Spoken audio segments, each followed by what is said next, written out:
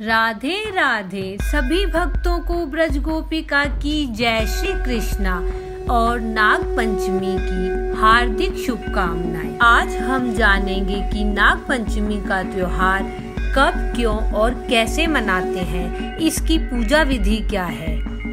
नाग पंचमी हिंदुओं का एक प्रमुख त्योहार है। हिंदू पंचांग के अनुसार सावन माह की शुक्ल पक्ष की पंचमी को नाग पंचमी के रूप में मनाया जाता है। इस दिन नाग देवता सर्प देव की पूजा की जाती है।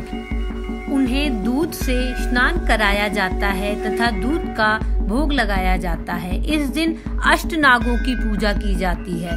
मान्यता है कि जो भी नाग पंचमी के दिन नागों की पूजा अर्चना करता है, साथ में शिव जी की भी पूजा करता है, उसकी जन्म कुंडली से सर्प दोष का निवारण हो जाता है।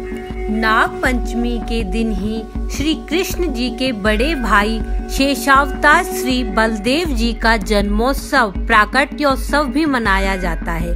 ब्रजधाम में दाऊजी और नंदगांव में बड़े धूमधाम से रसिकों द्वारा समाज गायन कर बलदेव जी के जन्मोत्सव की बधाई पद गाए जाते हैं। अब हम यह जानेंगे कि नाग पंचमी पर नागों के पूजा की शुरुआत कैसे हुई। अर्जुन के पौत्र परीक्षित के बेटे जन्मेजय ने जब नाग वंश के विनाश का यज्ञ किया तो आस्तिक मुनि ने उन्हें रोका और नागों के ऊपर दूध डालकर उन्हें शीतलता प्रदान की थी।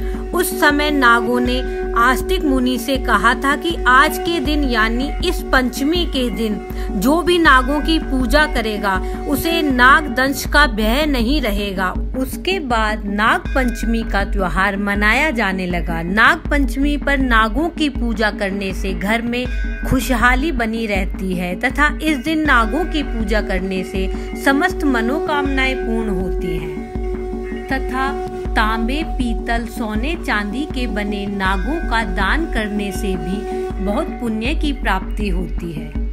पुराणों में नागों को देव रूप बताया गया है।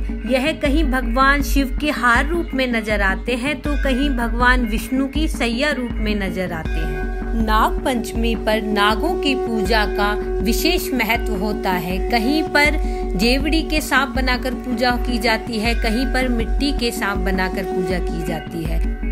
हमारे यहाँ बसंत पंचमी पर घर के मुख्य द्वार के दोनों तरफ काजल या कोयले से 5-5 सांपों की आकृतियां बनाई जाती हैं और फिर उनकी पूजा की जाती है। तो आइए पूजा शुरू करते हैं।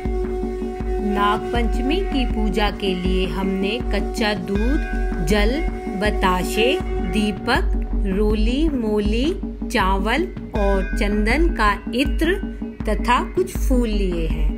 यह सामग्री लेकर हम अपने मुख्य द्वार पर चलते हैं और हमने 5-5 जो सर्पों की आकृतियां बनाई हैं उनकी पूजा करते हैं। सबसे पहले हम उन पे जल छिड़केंगे और उसके बाद दूध से स्नान कराएंगे और फिर उन्हें दूध पिलाएंगे। उसके बाद हम उन्हें रोली लगाएंगे। रोली से तिलक करने के बाद अक्षत लगाएंगे। अक्षत लगाने के बाद हम सर्पों को वस्त्र रूपी मौली धारण कराएंगे और उसके बाद चंदन रूपी इत्र जो है चंदन का वह सर्पों पर छिड़केंगे क्योंकि सर्पों को चंदन अति प्रिय होता है। उसके बाद हम भोग लगाएंगे। जो भी आपके पास हो, बताशा, गुड़, जो भी मिठाई आपके पास हो उसका आप भोग लगाएं। भोग लगाने के बाद हम उन्हें फूल चढ़ाएंगे और पूजा में हम सर्प देवों के स्तुति मंत्र भी बोलेंगे जो बहुत ही शुभ कारक होते हैं। ओम सर्पाय नमः, ओम नागाय नमः, ओम अनंताय नमः, ओम पृथ्वीधराय नमः, ओम भुजंगेशाय विद्महे सर्पराजाय धीमहि तन्नो नाग प्रचोदयात्, ओम नवकुलाय विद्महे विषदंताय धीमहि तन्नो सर्प प्रचोदयात्। नमोस्ते सर्पेभ्यो ये के च पृथ्वी मनु ये अंतरिक्षे ये दिवितेभ्य सर्पेभ्यो नमः। नाग देवों की पूजा अर्चना करने के बाद हम उनकी आरती करेंगे। आरती करने के बाद नाग देवों का जयकारा लगाएंगे। बोलो नाग देवता की जय, नाग पंचमी की जय।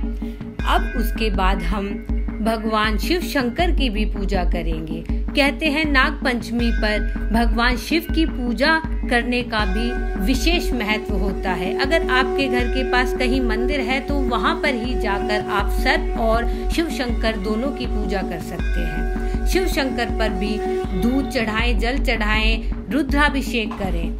इस तरह से सर्प और शिव शंकर की पूजा करने से अनेक तरह के काल सर्प दोष का नाश होता है और घर में सुख शांति आती है तथा सभी तरह के ग्रह क्लेश समाप्त हो जाते हैं। और शंकर भगवान पर भी बेल पत्र जरूर चढ़ाएं। ओम त्र्यंबकम यजामहे सुगंधिम पुष्टिवर्धनम उर्वारुकमेव बंधनान् मृत्युर्मोक्ष्यमामृतात्। बोलिए शंकर भगवान की जय, बोलो नीलकंठ भगवान की जय। हर हर महादेव, जय जय शंभू।